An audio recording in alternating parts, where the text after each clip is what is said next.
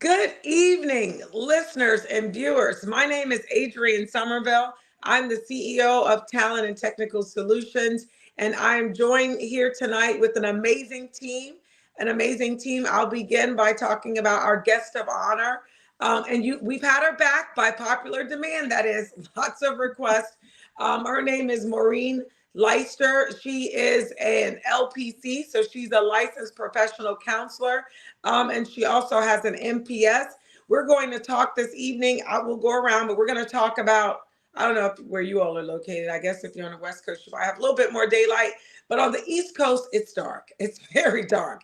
And so we're going to talk tonight about being up from the darkness. It's dark when we wake up, it's dark when we go to bed. And there's a lot of, I guess if you think it could be literal, but certainly some figurative discussion to be had around that. And we're going to go there this evening. But before we go there, I'd like to introduce Miss Lynetta Daniels, and I'd like for her to say a little bit about herself. And then also, Michael's back with us. He's our COO with Talent and Technical Solutions. And so we'll start with Lynetta and then Michael, and then we'll open it up. Good afternoon, everyone. I'm Lynetta Daniels. I have been working with a TTSC for a little year and a half now. This is my second session with this Up From Darkness, and I'm looking forward to tonight. A little bit about myself. I am a mother of two. I have a grandbaby, and so I'm learning a lot that's going to help me in my own personal life. Thank you. Thank you. Thank you so much, Lynetta. Hi, I'm Michael Taylor. I am co-host with Adrienne Somerville. I am the COO of Talent and Technical Solutions Corporation. And I'm happy to be here with Miss Maureen just one more time. Well, and thank you so much. And Maureen, certainly give it over to you to talk. I just wanted to say another word or two about why this is so important that we have these discussions in a professional platform, a personal and professional platform, because it's so important when we talk about work and companies and talent. It's really about the whole you. People are so much more than facts and figures in thriving companies. They're faces and feelings. And so what's so important is that we understand what people are going through, right, on a day-to-day. And recently I had someone talk to me about, it was seasonal depression was the words she used. So, and she said, it's dark in Chicago, it's dark in the morning, it's dark at night, it's dreary. And we know some of us, fortunately or unfortunately, we live in places like that.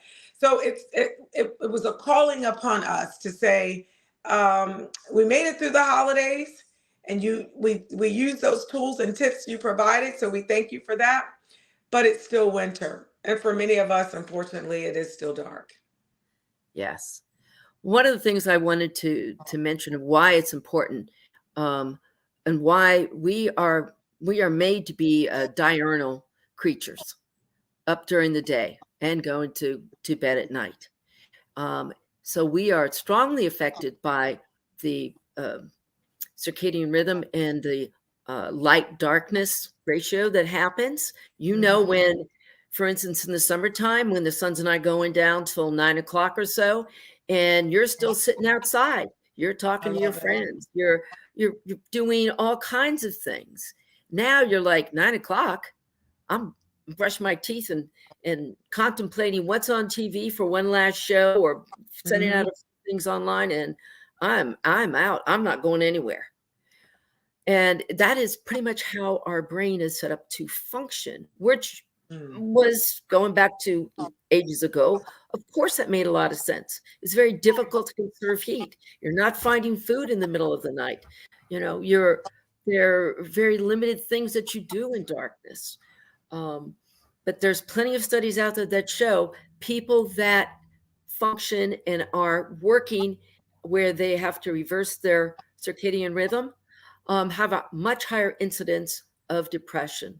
And in a few cases, that depression could lead to some delusional things. That's not the commonplace, but it's more common that you're just going to feel depressed. And for people that go, well, I try to get the darkness during the day so I can sleep by putting in blackout curtains, people often forget to open them up. You've got to have the light. So if you want to wake up in the morning, you need to have that exposure to light, or anytime you want to wake up. So when we get seasonal affective disorder, that is, you may get up like 6:30, 7 o'clock in the morning. It's dark. Even if your windows are open, you're not getting much light. And most of us don't flip on all the lights in the house as we go. We're like minimal. Mm-hmm. But what we really need to do is we need to get some strong light to get us going in the morning. And if you go online, I can't tell you the exact number of lumens you need. You don't need them like full in your face, but you do need them to reflect off your eyes. And that triggers your brain. Get up, get going. Otherwise, you're like, oh, why can't I move? Why am I not going in? I'm just going to leave the light off. I'll be fine. I'll get dressed in the dark. And the next thing you know, you're laid out on the bed again. Mm-hmm. I am one of those people. I am a natural sunlight person. I'm not a fan of winter. I get energized by that natural light. I'm not even a soft light. Like people who buy soft lights, it's a good thing if you like them, but I'm a bright light. So I think I find energy in it.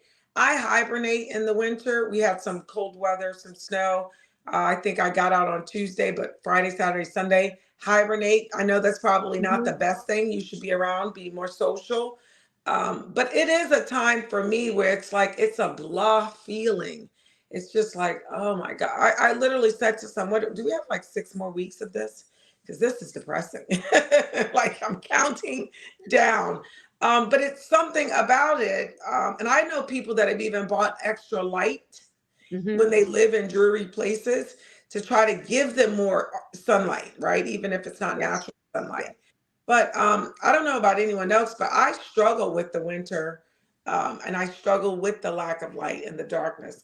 And it's just what I could get accomplished in July when I have until 9 o'clock, you're overly exhausted.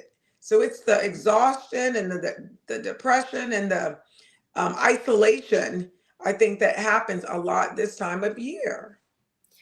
We're meant to do certain things during the winter months. I mean, most of us, that's where we struggle with our weight.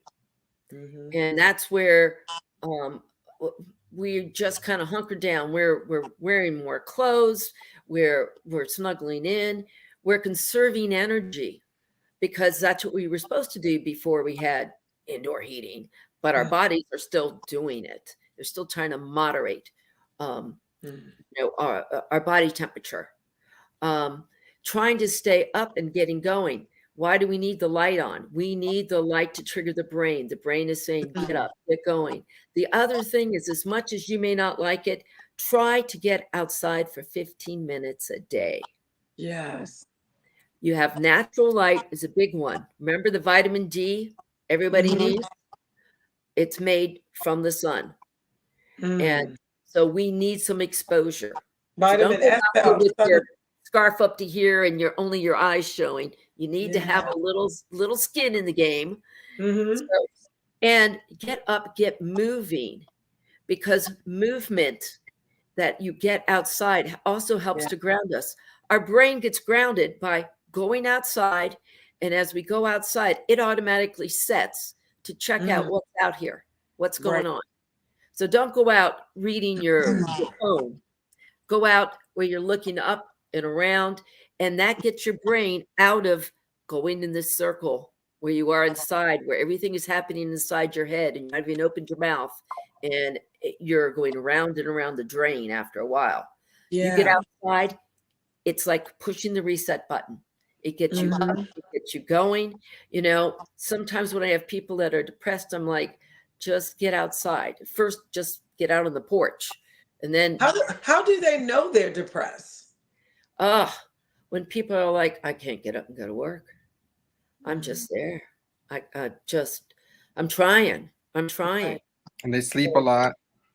They stay in the bed a lot, don't want to come out their rooms.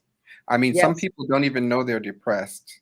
Yeah. But you can tell they're depressed by their lack of motivation. And they don't want to join you when you ask them to come with you. They will isolate. Yeah. Like, I don't have the energy. I just don't have the energy. Even after sleeping all day, they still feel tired. Mm-hmm. Mhm. Yes. Now, I'm going to throw in another little piece in this.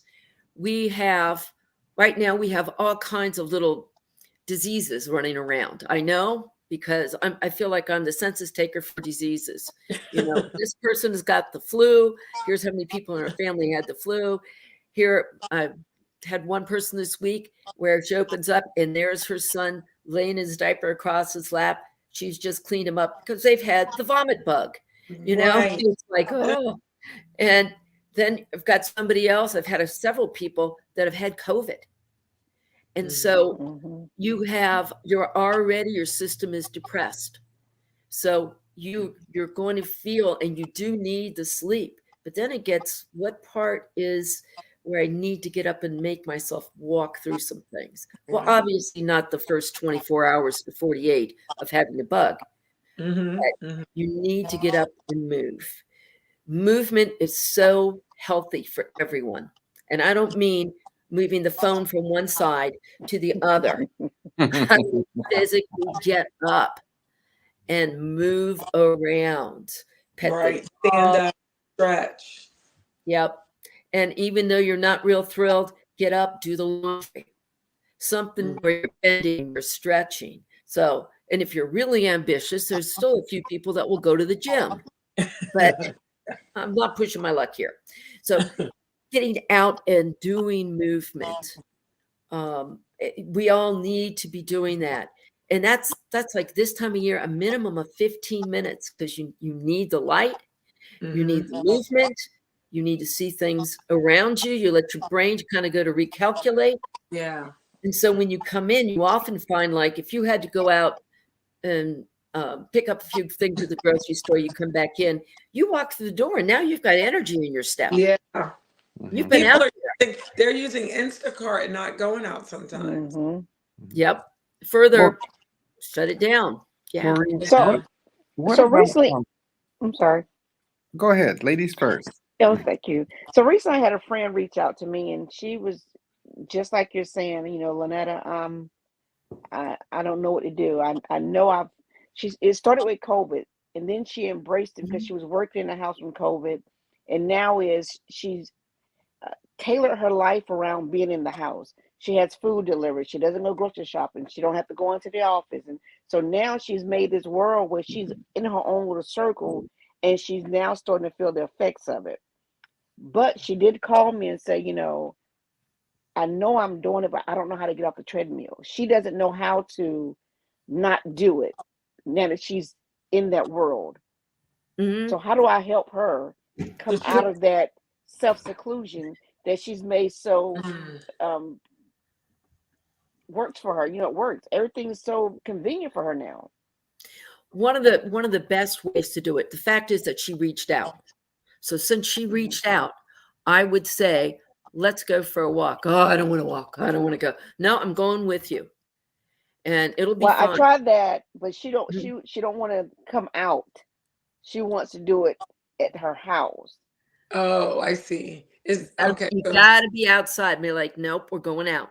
We're going. And you want me to hold your even hand? if it's just the community walking, right? Mm. Exactly. We Yeah. need to physically move outside. Be like, we'll be safe. Get out there. I have some people that have gone back and started using the Pokemon Go. So that they've got something that they're focusing on when they're out there, so that they get out, they get some exercise, and they've got a little task to do, because it's a little too overwhelming if they don't have a task to do. So it's a get up, move, get out, take a friend. I recently had a friend call me and said, you know, it's time for us to go back to the gym. I'm like, yeah, okay. All right. How about we go back to swim? We both like to swim. So, okay. So when are we going to meet? And so, you know, you're kind of excited, but at the same time, you're kind of dragging your feet to get going. But once you're in it and you're moving, you feel so much different. You and I are walking, talking in the water, and then swimming some, doing some more. Yeah, I think you're right. If I can, once I get her out, I think it'll kind of shift it. But it's almost like, as Adrian described me once, it's the cat claws on the carpet, getting her out the house now. You know, because and not to mention she's still having a little bit of military PTSD with it too. So I think now she just embraced that seclusion and is allowing her to just let all of it come out. So But she it's has a just good time when she does go out. very much so. And then she tells Wow. me she called me and says, "Please invite me. Don't not invite me." There you Oh, go. So it is that I want to feel safe because I deal with a lot of PTSD and vets. I want to feel safe. Typically, what you have is I want to feel control. I want to feel control of my environment. Nobody has total control of anything. Let's face Mhm. it. But let's go someplace like I'm not going to take you to a Walmart. Most people mhm. be like, no, I'm good. I'm good. Right. Too big, too many people, feeling like you don't know what's down the next aisle. And they So order stuff from there too, so she doesn't have to get in and talk Right. to yeah. people. So That ordering instead, thing is interesting, though. you I mean, pick a place. Even yeah, if you're like, let's go out to eat, or let's go to where I am. If you go into Richmond, they have Old Town, yeah. Cary Street, and you can wander up and down the street, and they have all the littler stores and things still there. Those are great things to get out and get moving. I think Really, just having some sort of human interaction, getting out there in the environment, someone to talk to will you help. go. Mhm. Besides, because some people that are depressed take medication. So besides taking their medication, but Yeah. having that, that ability to get out into the atmosphere and have that human interaction. I remember when I studied blue zones at Pepperdine. And for those of you who don't know, blue zones are pockets in the world where people live to be over 100 years old. Mm. And they studied um, the people and they interviewed them, and then they put together all of the things that those blue zones had in common. Mhm, And why do you live to be 100? And they interviewed so many questions, but when they looked at the data, it was basically diet, exercise, and that human interaction, mhm, that human touch, that human where they had an outlet where they could talk about their problems, where they could, uh, resolve things with their little groups. And that was specific, like mhm, in Okinawa, they have a group called, I think they call them Moais or Monais, but Mhm. it's a group of people that are your friend group from when you're a little child all the way to you till Mhm. you die.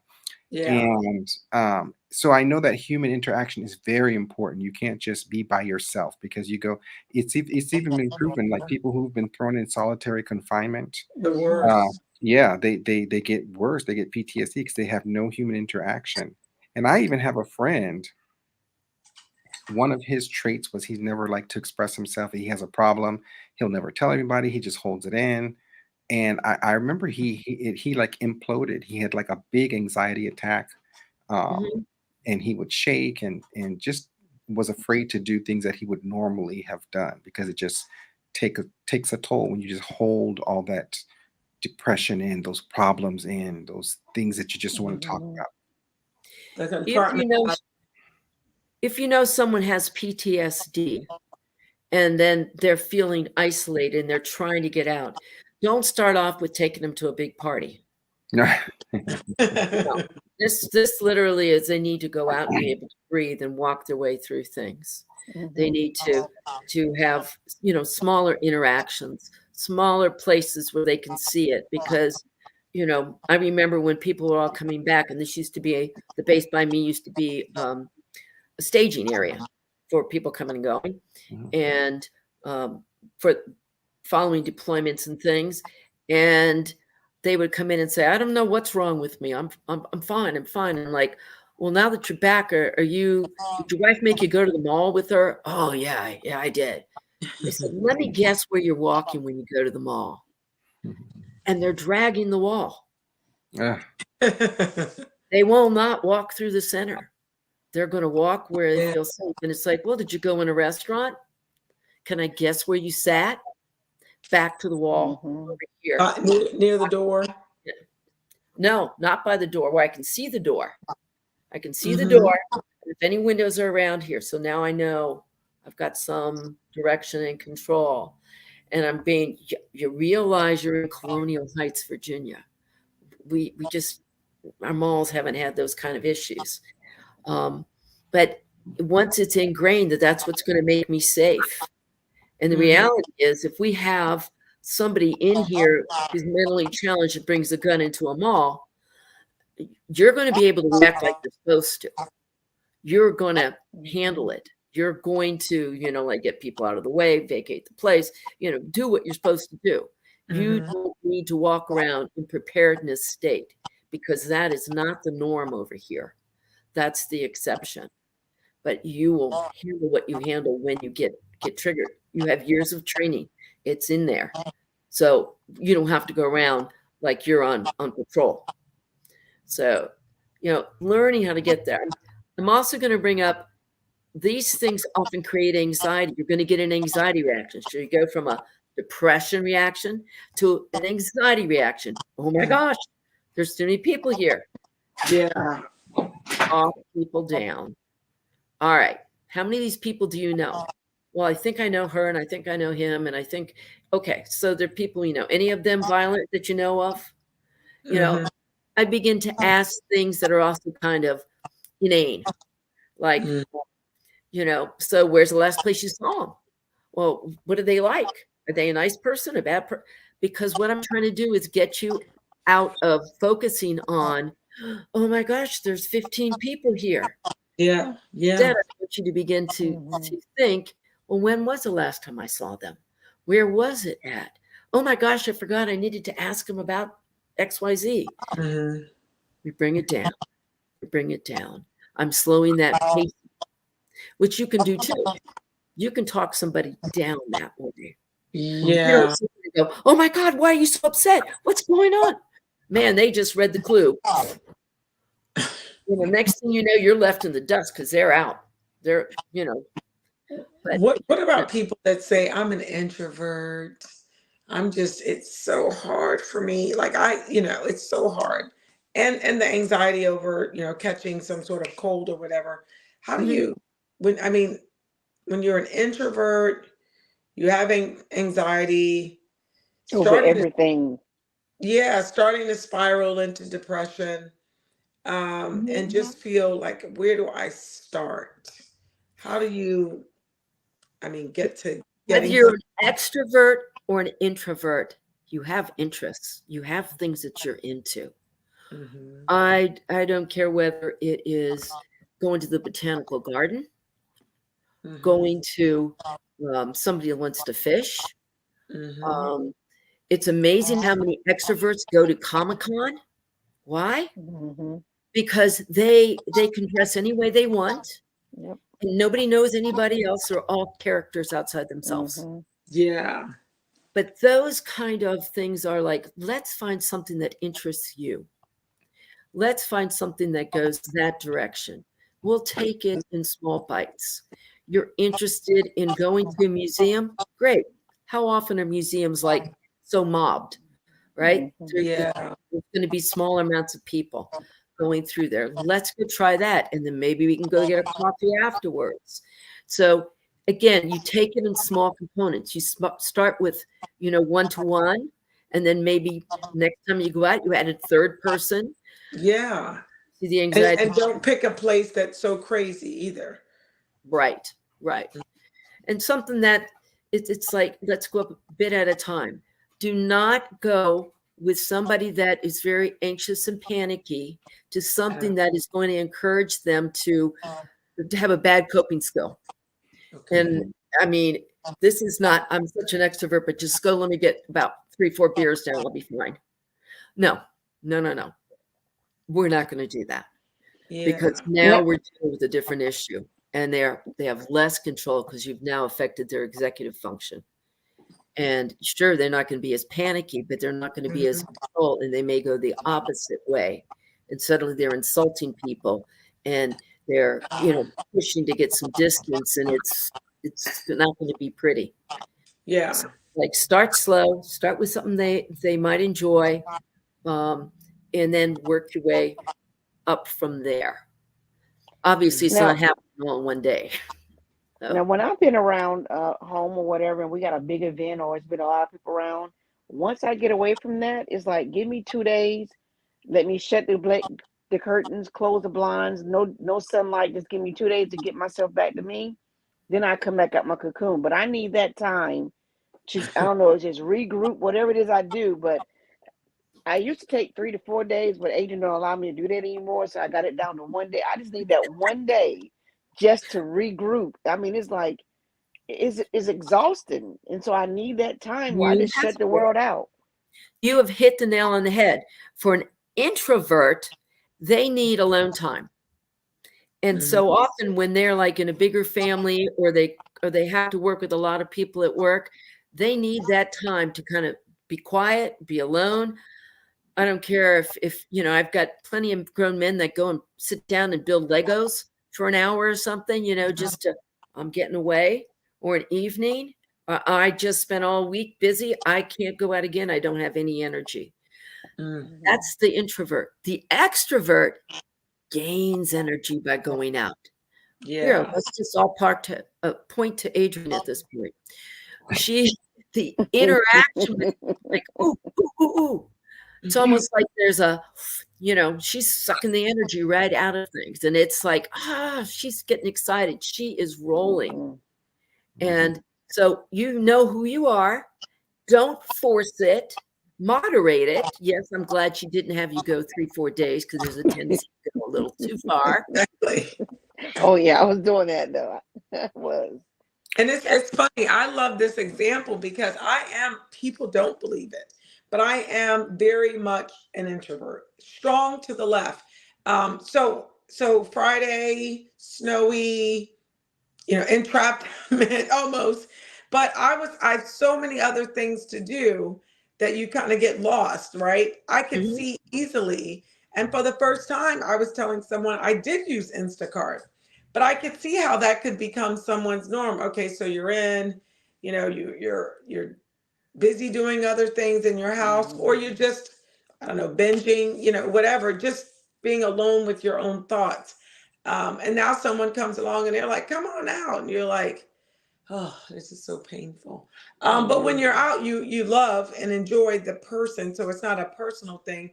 I just really think, we're coming off, this is a great conversation this time of year. So you're coming off the new year. It's like it's been a big family thing. And then it was the big, holiday thing. And now for many people, it is getting quiet. Like it or not, right? It's still getting a little quiet.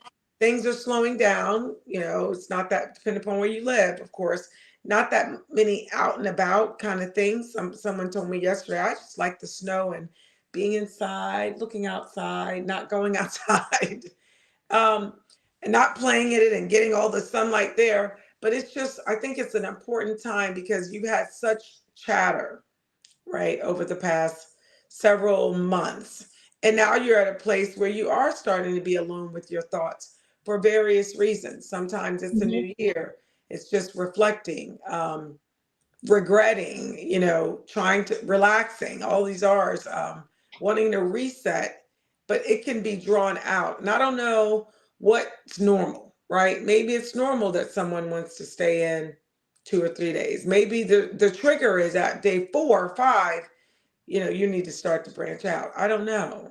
What do you think? No, I agree. We are all meant to be social creatures. We need those connections and those live connections. Now, I do telehealth, but that doesn't mean that they're the only people I see in my life. I connect with other people face to face too. And we all need to. We need to have that social interaction, no matter where it's at, whether it's with children, whether it's with adults. Right. But we are meant to be and travel where it's more than one person, where you're not so isolated. We also have a tendency to think when we're all alone, this is the way things should go. They go just like my way, or that's it. Oh, I'm only comfortable with this. And as you only get comfortable with this, what do? You back off. Right. Now, let's put it in terms of what you see in an office. I've always done it this way. Yes. Why should I do it now? Why and it's should like, I oh my gosh. Yeah. And we all need to make those moves and recognize them for what they are. I'm just updating the system. I got pushed into doing online work because I had a sister at home with dementia who would go out to a care program during the day. And then I would have somebody come in the evening and feed her dinner. And then, I'd be coming home from work. I came home one day and she said, I don't know what this means, but when they dropped her off, they said they're closed indefinitely. Like, what? What do you mean? Wow. And then I look, trying to contact people, what's going on. And I'm like, I have nowhere for her to go tomorrow. What am I going to do? I'd already started looking at some of the stuff online. So I'm like, guess what? I'm going to learn how to do this. And I'm just going to punch in and do it. Called the office, said, I'm not coming in. We're going to have to do stuff by phone, but I will see everybody online. So here's the app, and sent them the stuff. And then we went from there. So, yeah, that working online is interesting. Do you think that fills any voids in terms of, I'm not so lonely. I've had 3 meetings today with a bunch of people. That talking, that can be like, that's helpful. And even being on camera, like trying to really connect. I think it just has to be very intentional. Otherwise you get sucked into, and then I think that's the difference between lonely and loneliness. Like someone would go, oh, she's so lonely. She's been in that house forever. And maybe she's not lonely. I mean, she's alone, but not lonely. She's not communicating. She's not getting out. She's not walking. She's not doing yard work. We probably need to check in. Yes, definitely. Yeah. And I'm going to tell you, you need to especially check your friends that do have, where you know that they have some anxiety, they have some depression. Maybe they had a loss of somebody during COVID. There's all these kind of factors that should get you going. How about I come over and visit? Because that's what start, connect, so you can assess where they're at. And if they're wearing the pajamas and they know you're coming and they haven't changed, it's 4:00 in the afternoon and it's like, you're still in your PJs? Yeah. Maureen, I have now I do say, if you aren't expecting anybody, don't be surprised.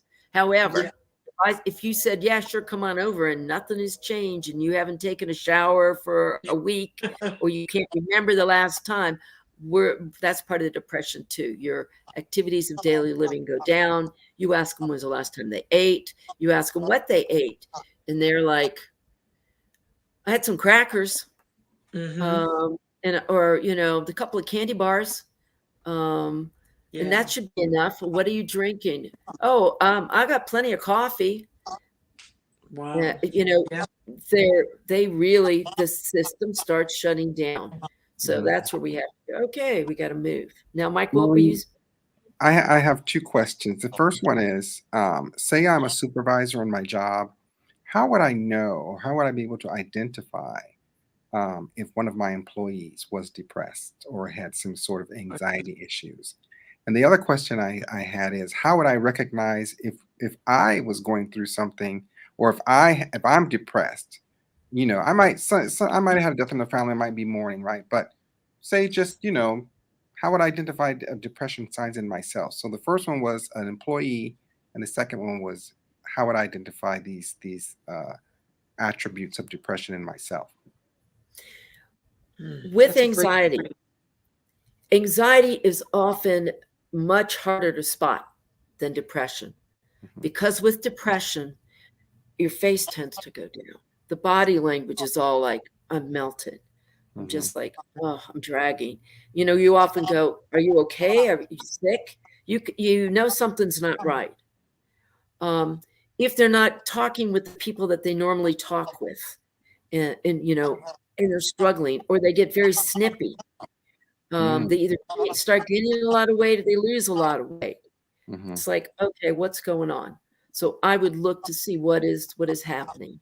Because sometimes it is, they haven't told you they've had a family loss, or and it could be anything. It could be their dog of 15 years has died, and they need to grieve that loss. But that's okay. But you can't just say snap out of it. Might be, you want to talk about it. What's going on? And, we go from there. The anxiety end, the panic attacks. That's the thing that's interesting. Everybody thinks they can read anxiety on somebody else, but most people don't walk around going, "Oh my God, oh my God." That's not what happens. Inside, they're going to be a little more rigid. Everything is going on. The heartbeat is going faster. Their eyes may get enlarged. And then I'm fine. I'm good. Everything's fine. I got this. And one of the things that you notice that's happening frequently in the job is they're trying to get stuff in. They're pushing so hard. They tend to be making a lot more mistakes than they used to. Okay. And they maybe overreact when you mention to them, "Hey, you've made some mistakes. Let's go back over this." "Oh my God, what are you saying? I did that intentionally?" Are you? They start to go to the extreme with it. Now you get an idea something's going on for them. They're not a horrible, awful person, but a lot of times they don't even know that they're having anxiety attacks or panic attacks. So occasionally So Maureen, somebody that will be a fight, flight, or freeze and run, but that's not as. let's touch back Nana? on what the question that Michael just asked about, someone going through depression, and then you do reach out, and okay, so you let them, get it out of the system. They talk to you about it, but then the next day, it's the same situation, same scenario, and they just want to be on that treadmill. It's like they're not trying to come off of it. How do we, especially with the young ones, these young ones is like, that's once their mind get on it, it's just a perpetual wheel for them. So how do you divert that bad behavior to, okay, let's get you out of this darkness to some light when they wanted to stay in the darkness? How do you navigate that? Well, it's important to understand I can't make somebody happy. I can't make somebody sad. It's their choice on how to react. But, you have a young adult that's in that position. The big thing is, let's get outside. Let's plan something together. Again, it's that piece about they know you. "Oh, I don't want to go." "Oh, well, you probably know a few things that they enjoy. Let's go try this. Let's go try that." So even if you can get them up and moving and talking to you, so they're out of their head, interacting with you, that they're doing something outside the house. You're breaking up that what has become a bad habit, which is just shut down. Now, the unfortunate part is they have choice and decision the whole way. What are you going to do? Threaten them? You want them to go out. You invite them to come with you. You are bringing people along. Sometimes you can do the opposite and say, "Hey, I've got somebody coming over today," but more than likely they'll just end up in their bedroom, unless it's somebody they really get excited about. "Oh, grandma's coming. How about you come out and we'll have lunch together?" Something that's going to draw them out. Much harder if you've got somebody at work, but at work, it can be a case of, wow, this is affecting work, whatever's going on. And you go through your HR people, your EA people, tell them what your issues are, and let them take it from there and trying to get that person connected with some help if need be. If they're resistive and it's just like, wow, I don't want to. I'm going to have to discipline them because they're not completing work. They're not doing this. They're having more issues. But I think there's something else going on for them. So let's let somebody else approach it who they're not going to worry about, losing their job for. In the house, getting them out, though, it's a tough one. We told our kids the only way to stay safe was to stay home. And it's the heart. Maureen, do you have any tips for there's a Bible verse, there's a Bible story about King David when he when the people came in at Ziklag and the armies came in while he was away with his soldiers, and they stole all the women, the children, the bounties, and everything. When the soldiers came back, they cried. And so the Bible says that David had to encourage himself. So my question to you is, for those that may be watching this video now or in the future, and they may be, enduring a bout of depression, what would you say that they could do to kind of encourage themselves? To any tips or any Sure. One of the things is, first off, don't expect it to stop immediately just because I said, I don't want to be depressed anymore. Mhm. Most of us have friends or family. Sometimes they're both, sometimes not. But, Mhm. make the move to connect with them. Even if at first it's on telephone or Mhm. FaceTime. And then work to, I'm going to go see so-and-so. I have a lot of people that when I saw people in my office, they would come in, they say, I would never pick up on this, but they're like, I knew I was coming in here, so I took a shower. I take the shower before I come in here. And it was they're up and move and get going as we're working through stuff. But that would be the only time they would take a shower because it Mhm. just didn't have that energy. So what I'm saying is they set something. Oh, I'm going to go see grandma. So I'm gonna dress because grandma comments on my clothes. So I'm going to dress to go see grandma, or something along those lines that is not going to be arguing or fighting with you, but ease into it. If you have a dog, take the dog for a walk. Mhm. Get out. You got to pay attention to the dog.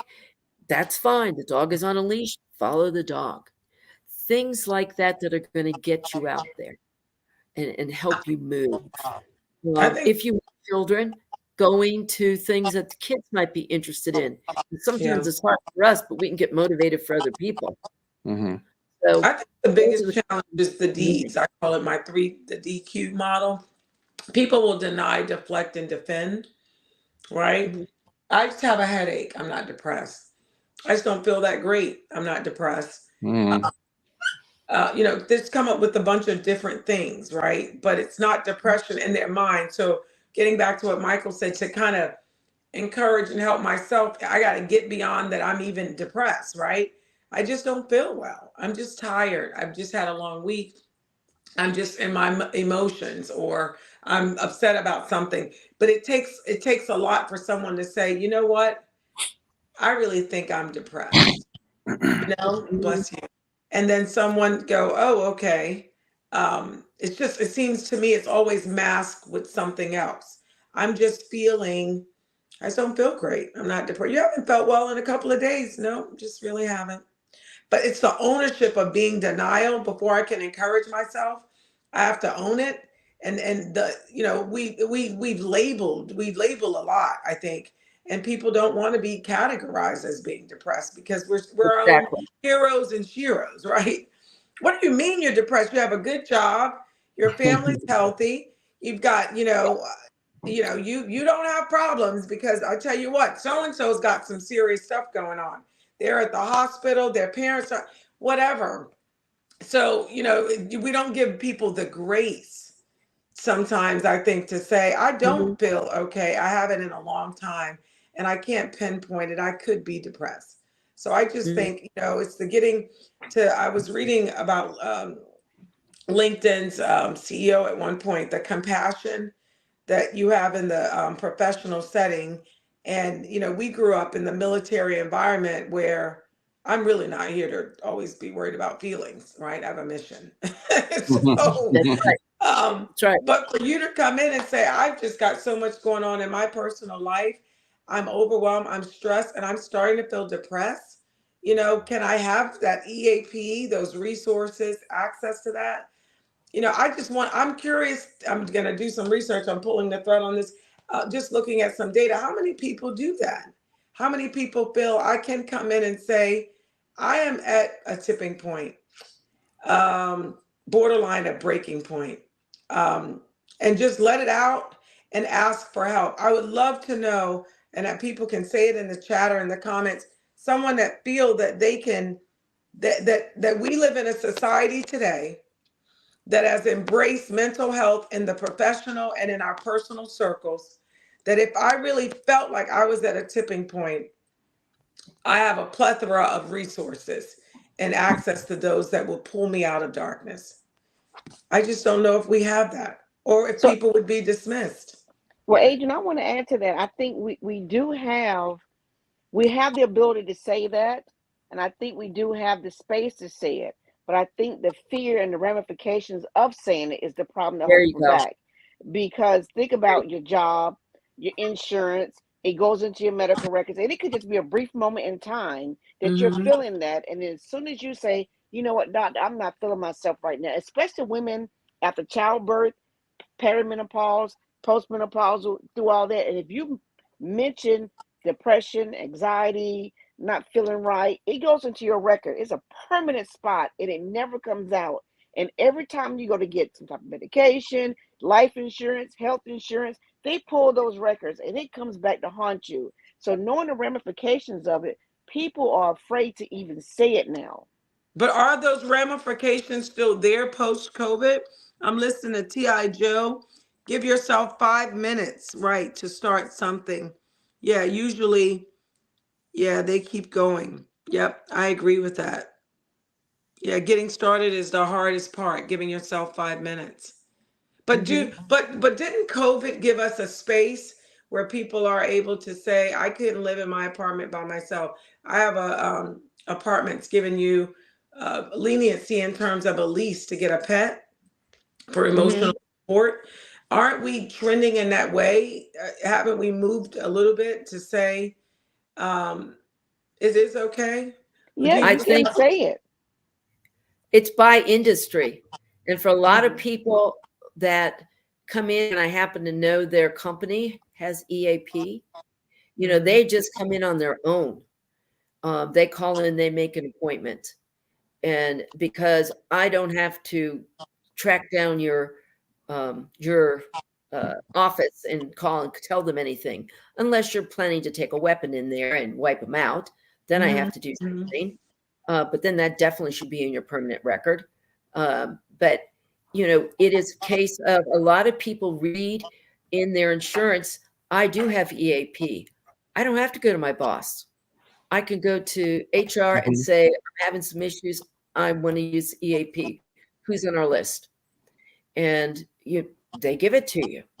I see a lot of places where nowadays we don't have to send in most records. We don't, there's a few we have to send in. I still have to send in copy of medical records, copy of records to the VA. But anybody else, they aren't asking. They're asking for a diagnosis, how long, and pretty much that's it. They don't want to know the details. Well, recently I just had a family member apply for life insurance, and because they had a history of depression, anxiety, they were denied insurance. Yep, that is true. The insurance companies have gotten worse, much worse, because I think they got they went too far the other way. So now it's like, oh, that's going to shorten your lifespan. Well, actually, no. If I got treatment, that's going to improve my lifespan. Exactly. There's Yeah. less likely I'm going to have issues. That's what So that's going to swing the pendulum back to the other way. So, okay, now I don't even want to mention I need any help because my life insurance, my health insurance, even if you do get them, the premiums are more now because they call you a liability and they put you in this category where your premiums are more. Yeah. Or you end up buying term insurance. They'll do it for term, but they won't do it for whole life. Yeah. But what we do, how we connect with people, that connection piece again. So if you see it and you're the boss, you're the manager, to say to somebody, it's like, look, if you're going through some stuff, we have EAP here. Let me give you the name and the number, and all you have to do is call, and they'll tell you how many sessions you get and what you can do. And they brief. They don't get into it unless the person really wants to bring it up. And you're not seen as doing a referral. You're just like, I'm just providing information. So I see most people willingly do that now. Do I have a few people that still do self-pay because they don't want anything that to follow them? Again, you go straight on your own insurance out here. That's one level. Your boss never will know if you've had any kind of treatment or what it's for. But yes, if you've used insurance, it's going to be some, you have EOBs. You've seen what how many times you've gone to sessions and see a therapist, even if they don't know what it is. You then have to report it, like for insurance. So some people will do self-pay, and it's self-pay.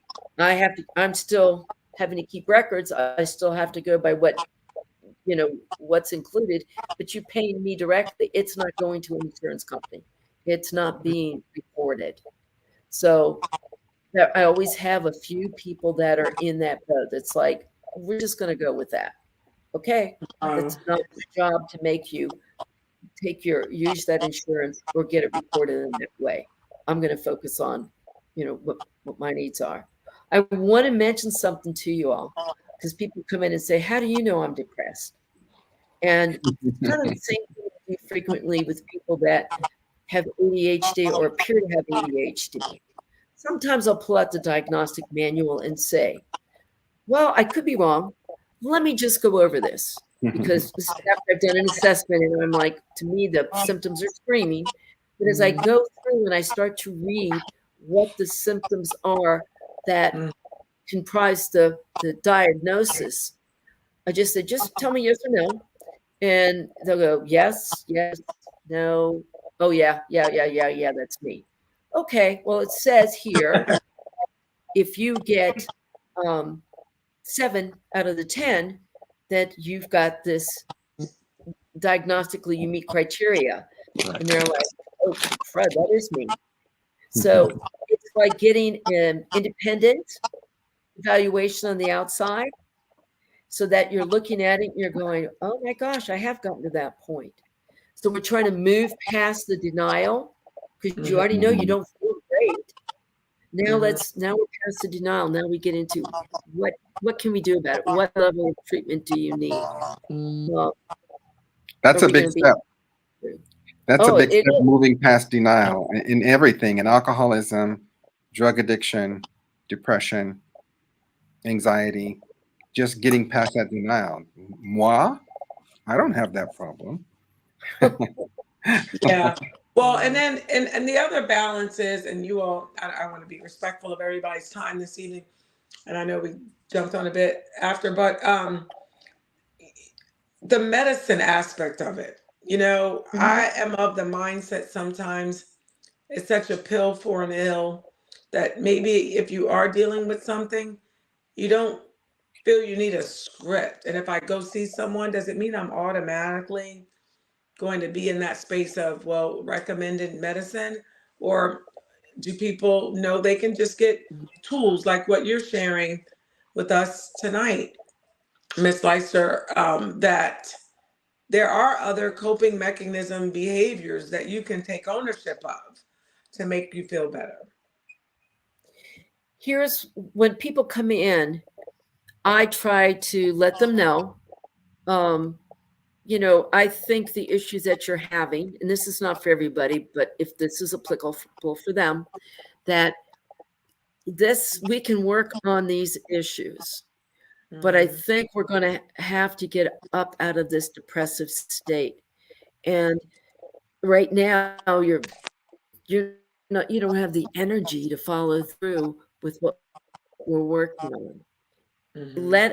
I would that you speak to your physician or nurse practitioner or physician assistant, because they can prescribe. I can't prescribe. So you're going to get a second eyeball at this. So if you come to me, I'm going to look at it. What can we do thought and behaviorally? If you come directly to an MD, their thing is what medicine, just like if you have a sore throat, here's what we do. Yeah. You know, But if I it will was say because, it has gotten better yeah. afterwards. Well, and because But we're talking yes, about darkness is seasonal, maybe I don't need that, or maybe I do need that for a short while, and then I'm better, you know. Or maybe I just need some tools to get me 6 weeks into spring in the longer days. Mm-hmm. And then I'll feel better. I'll be willing to get more out around people, be more social, more open, rooftop restaurants, you know, things like that, or outdoor eating. I'll be more into that. I just wonder sometimes, is it the fear of I don't want to get on any medicine, so I'm just going to try to deal with it. And then is it okay to say I had a short-term battle of depression? Short-term depression. It's, you know, when somebody comes in to see me and I'm looking at the depression, it's like you mentioned before, how many people are in denial? Well, Mhm. when did your symptoms start? Well, about 5 months ago. Okay, that's not that's Right. longer than a short term. Mhm. You know, short term would be um I got an F on a paper and I'm Mhm. struggling to recover from it. But I know I'm going to do better. And here's what I'm doing to fix that issue. And Mhm. by golly, I'm gonna really push. But yeah, I'm gonna be down for a while. But Yeah. if you're down after 5, 6 months, we're gonna have to come up with Yeah. another plan for you. Now, So is I it fair to say with that, Maureen, that most of us have probably had that oh short-term depression? sure. Mm-hmm. Yeah. Oh yeah. I mean, anytime we make a mistake that we feel was significant and impacted other people, it's like, oh my gosh, that Mm-hmm. that is something that we can hold on to for a while, you know? Yeah. Oh my gosh, I just spent that money on XYZ and now I find out I have to pay this bill and I don't have it. And you're not going to be like, well, oh well, whatever. Right. You're going to Right. be dealing with it until it gets resolved. Should And I then you're going to be return it because I have buyer's remorse too? yeah, well, you can, but you know, for the most part, it's like, let's figure out how we can work it. Part of my job, and when people come to me, is to assess where we're at on this. Mm-hmm. And some people, the average length of time that somebody is coming in for the first time, and it's a significant issue, is going to be 12 sessions. Mm-hmm. And that's several months. And I know by the end, we don't stop the minute you feel better. I follow you for maybe 3 more sessions to make Mm-hmm. sure backslide, that we're in a good place, we're gonna go well. I like your programs. That's awesome. Yeah. Yeah. So when somebody comes in and they say they have 3 sessions and it's like, "Oh, it's dealing with the death of my husband." Oh boy, well, this is a challenge, you know? Right.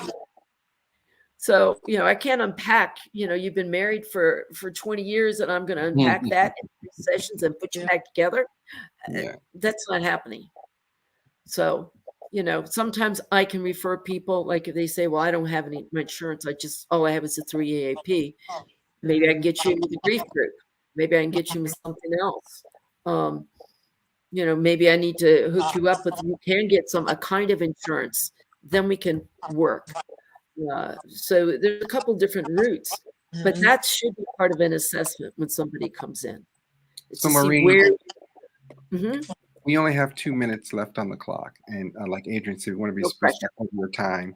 But I want to know, do you have a success story of someone that maybe you have coached or maybe you've heard about, of someone who has had depression and they have overcome it?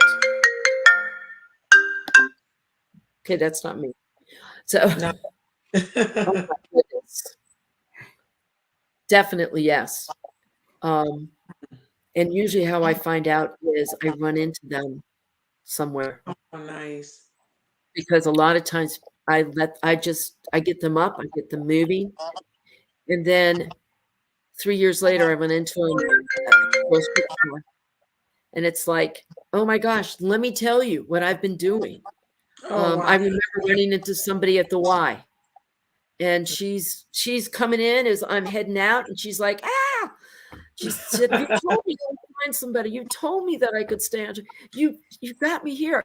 I got rid of that awful job. I'm in this job, and then I met somebody that shares the same values as me. Oh, It's nice. the best life I've had, and I'm up. I'm moving. I'm engaged, and I don't get that immediately Mm-hmm. because they're just part of. I got them up. I got them running. Now it's up to them." But then I literally run into somebody. I had somebody else I walked into, a young man that had a really difficult upbringing, let me put it that way. Mm-hmm. And I knew a cousin of his, and I was down teaching a course for the cousin, and he walked in the door, and he's like, I'm now a boss on a job, and Mm-hmm. I hear people coming to ask me, help me with this or that, and he said, I hear your voice in my Oh, head. Oh. And, I'm like, and he said, and they seem to be doing good. So we're just going oh, to. nice. That's But, what a good so, way to end. I love that story. That was a great question, Michael. Yeah, so, I love it. Well, thank you, Maureen. We'll go around. Are there any last comments or thoughts before I go after Maureen goes and close it out? Michael? And then, No, I just want to thank Maureen for coming today and giving her nuggets of wisdom. It's always a pleasure to have you here with TTSC, and we look forward definitely to seeing you again. yes. it Lynetta, has any been thoughts? with So y'all. thank you. Enjoy the conversation. Yeah, I look forward to I these. yeah, I just wanted to put stop. It's always a pleasure to have you. I love these segments. When you think of industry and businesses, I think sometimes we don't all spend as much time, if you're not in this space, right, talking. But at TTSC, we really value, like I mentioned earlier, the whole you in terms of people.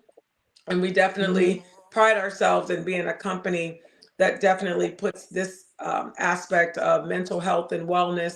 And we want everyone to come up out of darkness, not only for themselves, but also for their families and the organizations in which they support. So I thank you for having us. I thank our listeners and our viewers for always being the best part of our show. And so until we chat next time with another hot topic, you can always message us if you want more. We love having Maureen. I know you'll see her again. She's keeping us all grounded in goodness.